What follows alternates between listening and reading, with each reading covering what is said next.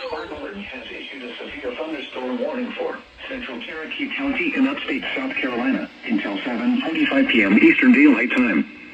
At 6:41 p.m. Eastern Daylight Time, a severe thunderstorm was located 6 miles west of Gaffney, or near Cowpens, moving east at 15 miles per hour.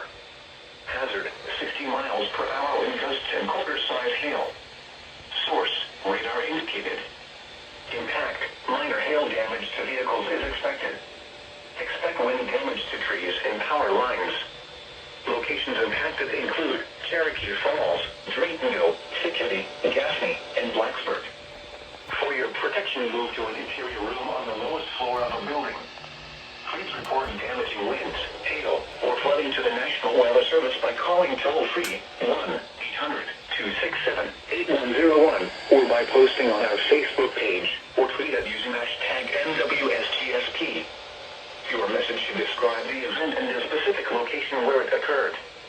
Repeating, a severe thunderstorm warning has been issued until 7:45 p.m. Eastern Daylight Time for the following county.